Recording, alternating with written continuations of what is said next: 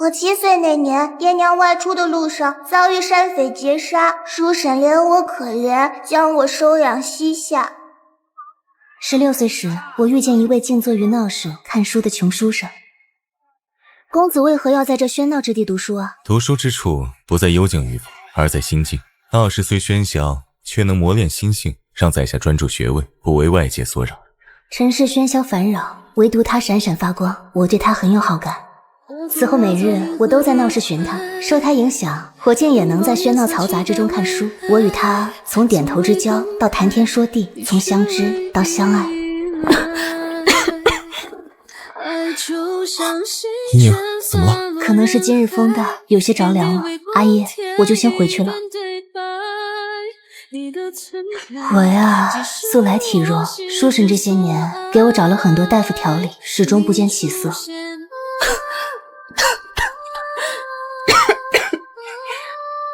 唉，于宁的父母出事后，他一直郁郁寡欢，慢慢的身体就差了。他这样，我是真怕他活不了多久。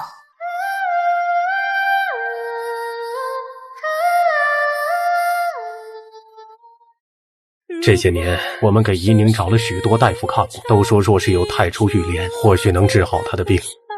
太初玉莲这种罕贵的东西，我们打听许久，才知皇宫里有一株。我一定会治好怡宁。我去街上你读书的地方没看到你，便来你家中找你了。阿姨，你怎么不去街头读书了？我要准备上京赶考了。怡宁，你身体好些了吗？不好意思啊，我上回得了风寒，其实也不要紧，就是婶婶担心我，不让我出来。怡宁，我一定会考上状元，求得太初玉莲，治好你的病。阿姨，你都知道了。怡宁，等我回来娶你。阿姨走后没几天，我又一病不起，这一病从秋天到冬天，我应当活不久了。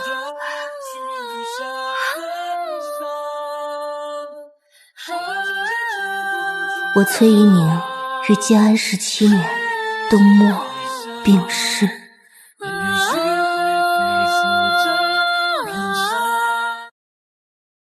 姑娘们别怕，我们是官兵，人牙子都被剿灭了。你们家住何处？我们派人送你们回去。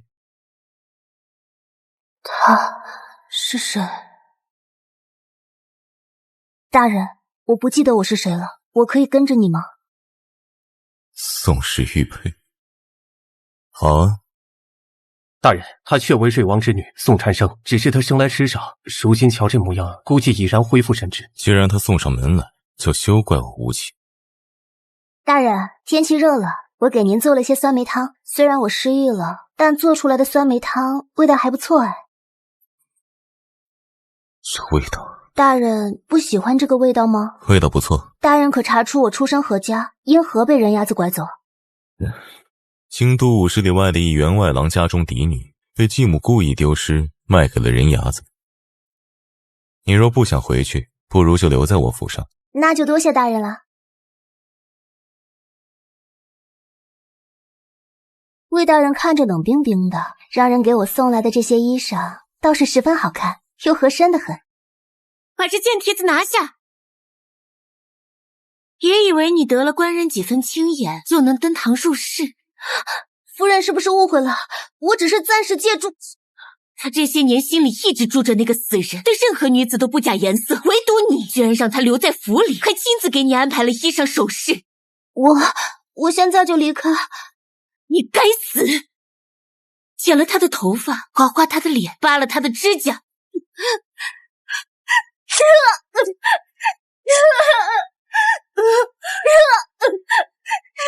他落在夫人手里，可得吃不少苦头。陆心思这些年对接近我的女人非打即杀，连多看我一眼的丫鬟他都不放过，更何况一个我亲自留在府里还极为上心的女人。疯够了没有？我会给你找最好的伤药，不会留下疤痕。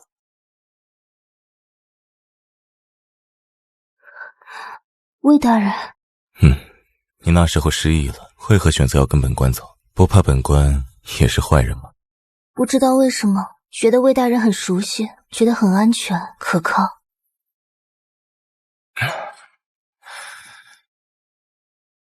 当年我父亲赶考中了状元，被太傅之女陆星慈看上，他害死了我的心上人，还逼着我娶了她。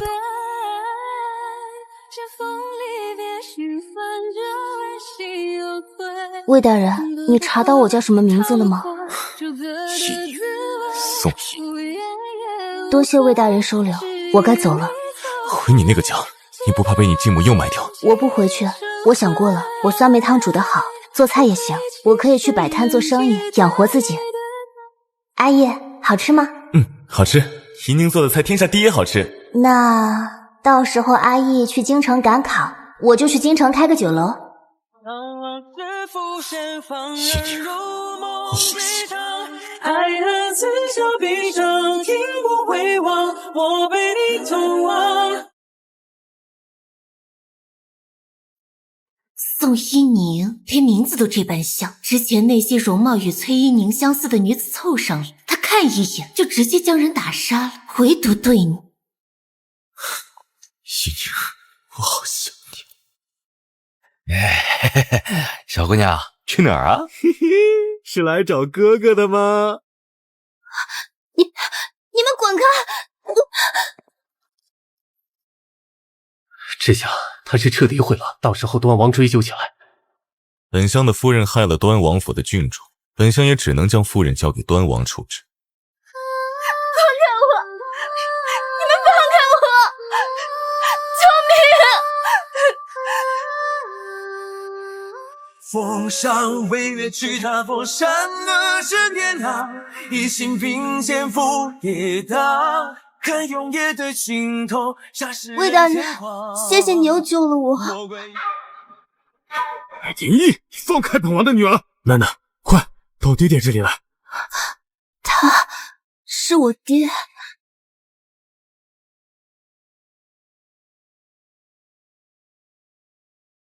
魏相，本王能带回自己的女儿吗？还是说魏相要在大庭广众之下伤害本王的女儿？本相不敢，其实还是本相多次救了郡主。然后我就莫名其妙的被带回了端王府。明明我觉得魏大人很亲近，为何他跟我说的都是骗我的？我的楠楠啊，脑子好了，变正常了，真好啊！我以前是傻子。楠楠不能这么说自己，你是天真纯善，不谙世事。今日我见你和魏大人针锋相对，你们是有什么过节吗？10年前，你误食毒药，命悬一线。宫中有一株太初玉莲，能救你的性命。我苦求皇兄，可皇兄却将太初玉莲赐给了魏廷义，所以我暗中派人抢走了太初玉莲。后来我才知道，他的心上人未能等到太初玉莲救命，香消玉殒了。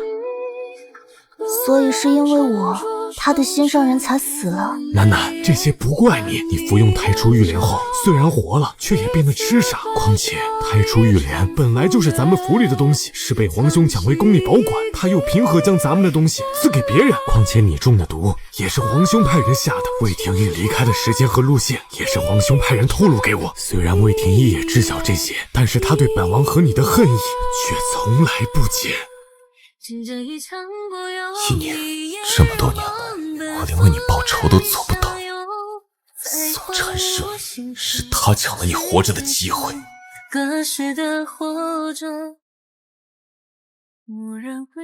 听说魏相曾经的心上人经常做这种梅菜饼给他吃，我们的梅菜饼就是崔一宁之前的秘方。魏相要是吃到曾经的味道，定然动容。对有故人影子之人，自然清源有加。魏相权势滔天，容貌俊秀，能伺候他左右，哪怕是做个替身也是好的。喂，你们俩是外界来的吧？还不知道魏相可是最讨厌模仿崔一宁的人。这些年不少女子找上门来，或是长得像崔一宁，或是性情与崔一宁相似，所有人都以为魏相爱惨了他的心上人，或许会找个替身，没想到啊，他将人全都杀了。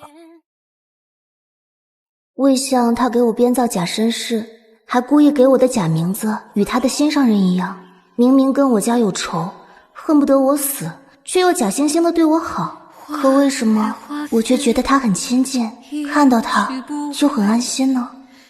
郡主，郡主以前最喜欢吃这家的红烧鱼，今年都没吃几口。这些都是我以前爱吃的菜吗？对呀，以前郡主最爱吃这些了。这些我好像并没有特别喜爱。对这梅菜饼，我好像很有兴趣。这几日我了解过，端王确是我爹，他对我宠爱有加。19年来，我一直生活在端王府，可我对端王府的一切都没有半点熟悉感，对端王也没有亲近感，反而是魏廷义特别熟悉。你的夫人多次谋害郡主，朕得把她交给端王处置。听说你对郡主倾心，那朕就把她赐婚给你吧。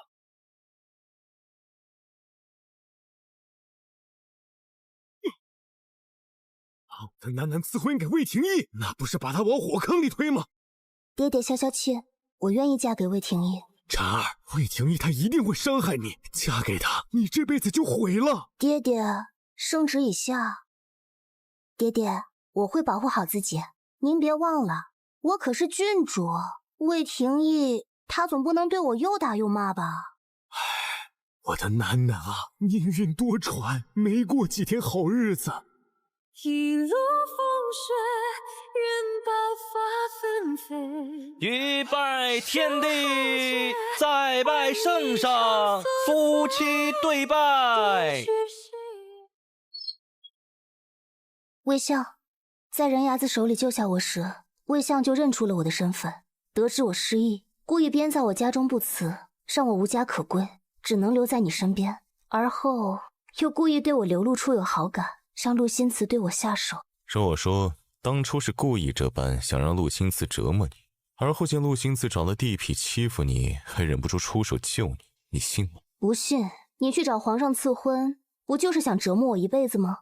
因为我的缘故，让你的心上人没有活下来，我这辈子该还给他，所以我答应跟你成亲了。对，因为你抢走了怡宁活着的机会，你就该受折磨一辈子。若命运太不堪，我深陷于泥潭，爱无可奈何，坠入深渊。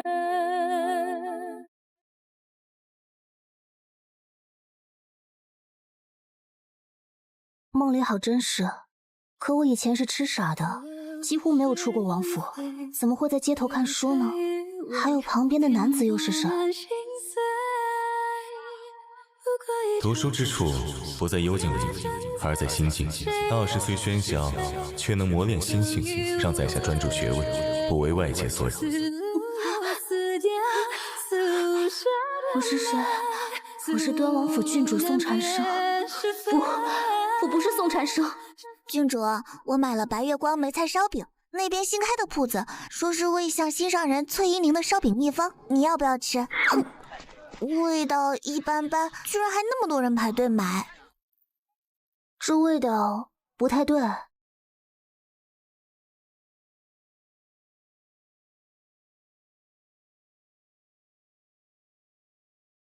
这个味道才对。哇，郡主做的梅菜烧饼真好吃。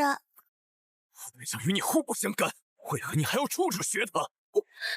你放开我，我没有学谁。你还狡辩，在街头看书，梅菜烧饼都是我与怡宁的故事，满街小巷都有流传，你还说没学？莫不是郡主针对本相情根深重，不惜学习怡宁一举一动，当他的替身？我宋蝉生才不屑于当任何人的替身。味道一模一样。大人，崔姑娘的叔叔婶婶来了。听说魏大人又成亲了，我们一家特意赶来恭贺。怡宁过世10年了，魏大人也该忘掉她，进入新的生活。怡宁若是泉下有知，也会为你高兴。这世上无一人能替代怡宁，更何况他还是害死怡宁的人。是新夫人害死了怡宁。当初大人得了太初玉莲赶回去的路上，遭到端王的人拦截，抢走了太初玉莲，最后太初玉莲被郡主服用了。我可怜的怡宁啊，老天爷怎么就一点都不心疼她呀？当初要是能有太初玉莲，她现在就是首府夫人，有人疼，有人爱，不至于一个人冷冰冰的埋在地下。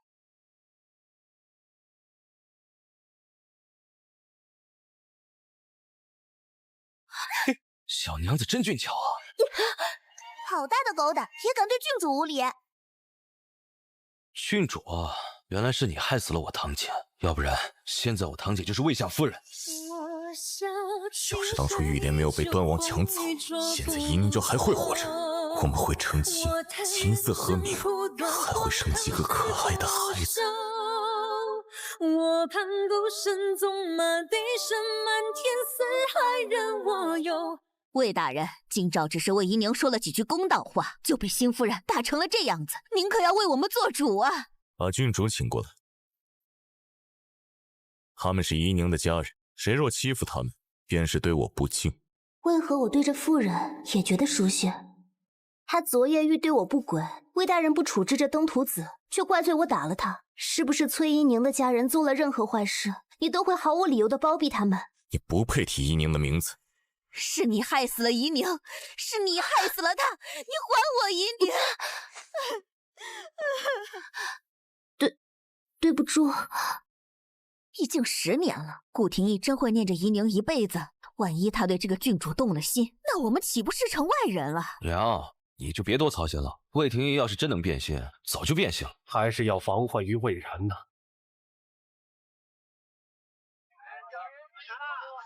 郡主真的要开个14？我失业后第一件想做的事就是开14养活自己。反正嫁给魏廷义也只是个名头，我不如做点自己想做的事。反正我有钱有闲，还有身份，没人敢找14的麻烦。要是你成了残花败柳，还被全城人皆知。那等14开张了，我们叫王爷过来吃饭，王爷肯定高兴。岁岁，我今日很快活，我想以后的每日我都会过得很快活。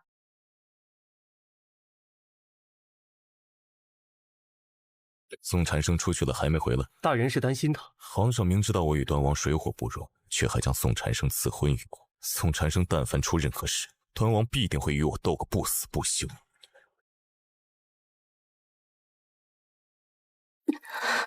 又是这一套。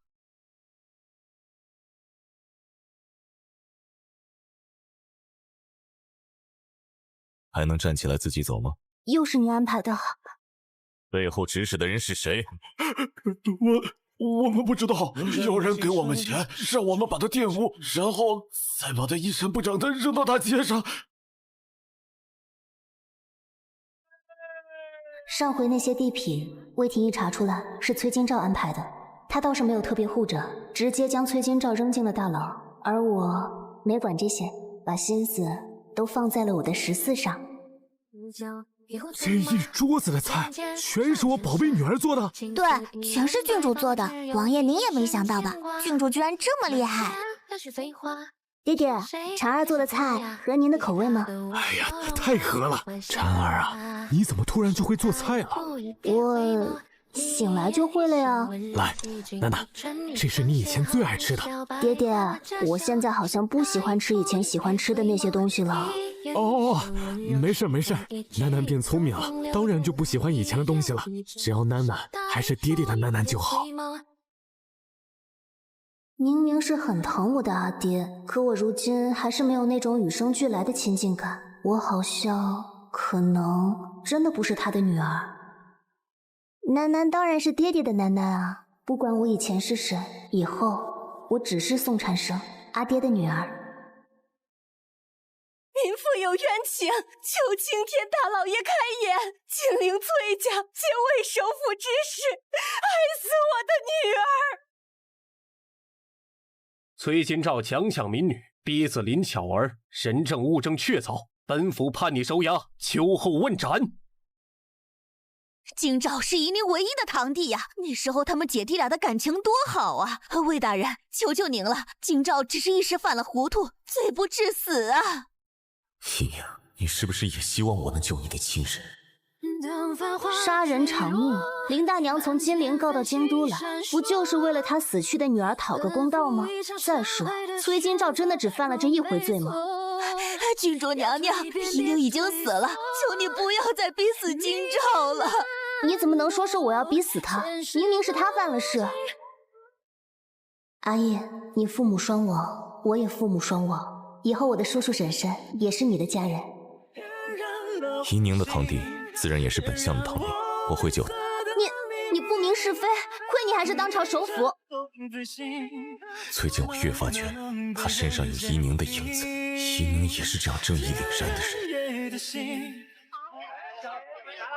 好吃14，到时候我开的铺子就叫好吃14，怎么样？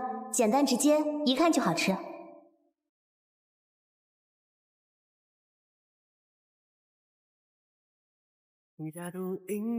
所有的菜味道都和伊宁做的一样。这些菜是你做的？我将菜谱配方告诉了大厨，14里这么多生意，全是我一个人做菜，不得累死我？郡主吃少了10年，醒来后就有这么一手好厨艺，跟你有什么关系？好吃14，不欢迎是非不分、包庇恶徒的人。我可是首辅，说这些话不怕得罪我？我还是郡主呢，所以我才敢说别人不敢说之话。那些无权无势的人，受了恶人的欺负，而恶人还有像魏大人这样权柄滔天的人当靠山，他们就只能打碎牙齿往肚子里咽。哼，你做的东西难吃的要死，也敢要钱？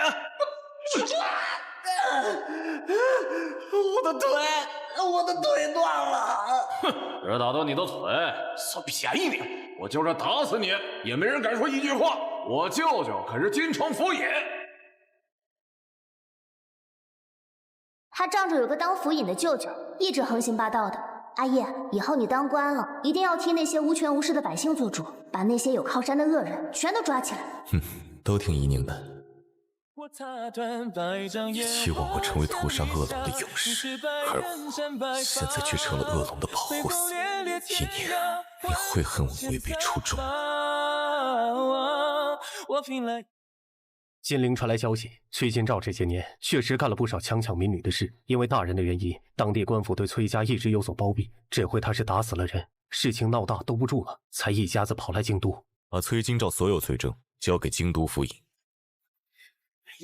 人犯崔金兆，金陵人士，强抢民女为妾，害死女子林巧儿、杜小娟，丫鬟如儿，证据确凿，判斩首，即刻执行。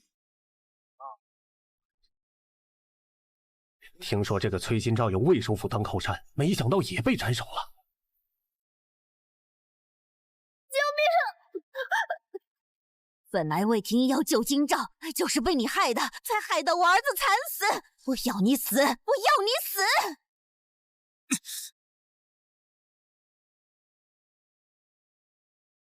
宋产生，你醒醒！披烟半苍雪，纵马天山踏经年，祸害我当年人，知你岁月。我是病逝于建安17年的崔怡宁，于建安27年重生成了端王府郡主宋长生。真正的宋长生应该在被人牙子抓走后就受惊吓而死了。崔家婶婶突逢丧子之痛，才会迁怒于你。我会将他们赶出魏府，还请郡主饶他一条性命。别人都说魏首府爱惨了崔怡宁，哪怕崔怡宁已死10年，魏首府仍旧只爱他一人。那崔怡宁刚死，魏首府怎么就娶了陆太傅的千金？不出10年，就从一个平民状元成了当朝首辅。当年陆太傅替我求得太初玉莲，唯一的条件是娶陆姓子。我唯一所求是怡宁可以活着，可太初玉莲还是被端王强娶，救了你。太初玉莲救不了崔怡宁，她是被谋杀的。你说什么？她是被那一碗碗救命的药毒死，是她至亲的人为谋夺她的财产，给她下了8年的毒。她从被收养在叔婶膝下之后，就身体日渐不好。叔婶说，还是自幼父母双亡所致。怡宁，我知道是你。其实那是他们一碗碗毒药喂的。来人，把那对崔家夫妻绑了！魏大人，为什么要绑我们呀？昨夜我还梦到怡宁了，她还嘱咐我要照顾好魏大人的生活。你个老钱婆！你梦到崔怡宁了？她没在梦里找你索命吗？你胡说什么？你们为了谋夺崔怡宁父母留给她的财产，从收养她以来，一直给她下毒。8年来，虽让她过的是锦衣玉食的生活，可她花的那点也不过是财产的九牛一毛。8年来，你们从来不管束他的任何行为。崔怡宁父母在世，他还有跟着先生读书，可收养在你们膝下后，你们却没有请先生让他继续读书。他长到16岁，你们也未曾为他相看定下婚事，你们从没想要他活到出嫁。你是人是鬼？你怎么知道这些？因为我就是崔怡宁，我死后灵魂留在世间7日才散。那日我的灵堂上虽挂满白绫，你们穿的一身白，却是满脸的喜色，高兴的庆贺着，把你们这么多年的谋划说得一清二楚。崔怡宁总算是死了，那些财产真正的属于我们了。我总算可以高调的穿那些绫罗绸缎，也不用假心假意的对他好。爹娘把他接回来时说我们要发达了，没想到居然忍了8年才拿到这富贵。当初他爹娘死了，留给他一大笔财产，多少人想收养他。要是他被我们收养不久就死了，肯定被人怀疑。若是我们对他不好，让他不想被我们收养，也会有人来干涉。只有将他好好的养着，跟我们亲近，暗中一直给他下着有损身体的药，差不多出嫁的年纪死了就行。这么多年来，我把你们当亲人，原来你们一直都在害我，对我虚情假意。你们为了钱财谋害我，虚情假意对我8年，那我就让你们尝尝身无分文、流落街头的滋味。来人，把他们2人手脚打断，扔去街上，任何人不许接近他们。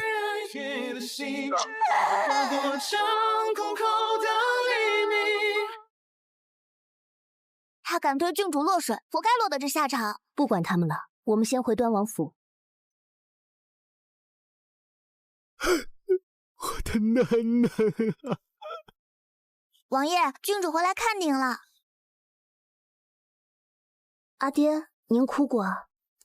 阿爹是想婵儿了。穗穗，你去吩咐厨房做份核桃枣泥糕，我想吃了。好，奴婢这就去。婵儿，你这是干什么？端王已经看出来，我并非您的女儿宋婵生了吧？父女连心，刚开始没发现，相处几日就发现你处处与楠楠不一样。当然，你也是个好孩子。你又是谁呢？我是崔怡宁，死于建安17年的崔怡宁。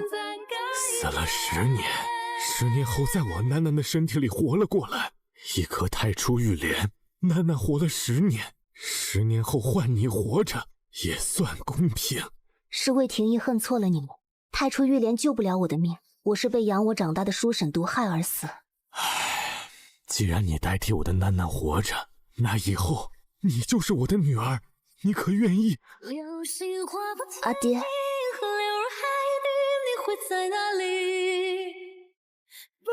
当年病逝后，我7日灵魂不散，先是在灵堂上得知待我如亲女的叔婶是害我之人，后来又见阿义迎娶他人，我死后连头七都不曾出，亲人成了害我之人，爱我之人弃我另娶，所以重生回来，我才不愿意记得前世所有。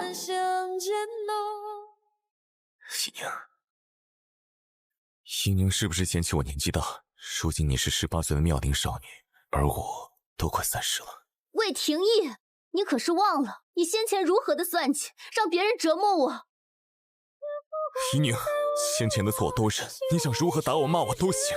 我的珍宝失去10年还能失而复得，我这辈子所求再也不要失去怡宁。怡宁，你别不要我。魏首府居然给郡主跪下了，王爷，咱们郡主可真厉害。魏廷义，你丢不丢人啊？你都是当朝首辅了，还做这无赖的事。当朝首辅又如何？惹了娘子生气，当然要跪着求娘子原谅。你别叫我娘子，我们成过亲的。那不算，我不是真心嫁给你，算不得数。怡宁，你心疼心疼我守寡了10年。魏廷义可真没出息。岳父大人请喝茶。以前小婿对您多有得罪，都是小婿的不对，娘子还是不理我，还请岳父大人为我多多美言。哟，魏首府，你爱崔怡宁那么深，原来她不爱你啊！您知道她的身份了？是不是我的女儿，我还能认不出来吗？倒是你爱崔怡宁那么深，跟她又相处那么久，居然还认不出她。这些年太多人模仿他来接近我，他又死了10年，我哪敢奢望他会以另一种方式活过来。好了，那位只希望我们斗得你死我活。你的崔依宁好不容易回来了，你也不希望他会有任何危险。皇上虽然疑心重，但他确实对百姓不错，算是好皇上。他有正直壮年，短时间内不会出事。那你就什么都不做？太子已经20，是时候去为皇上分忧。那你就少管些朝堂的事，多陪陪崔依宁。毕竟你们之间差了10年的空隙。你一个首辅非要来学炒菜，我那些客人都被你的菜吓走了。哈，错了，刚放过言了。宁宁开14，我当然要来帮忙。朝堂上我是首辅，下了朝堂我也只是宁宁的夫君。少贫嘴！你带我来你的书房干什么？得让宁宁知道，这10年来我一直都在做一个好官，过往所有案卷记录都在书房里，宁宁随时都能来看。以后也请宁宁监督我做一个好首辅。16岁，在街头遇到的那个看书的少年，在我的记忆里永远都不褪色。天下为公，选贤与能，讲信修睦。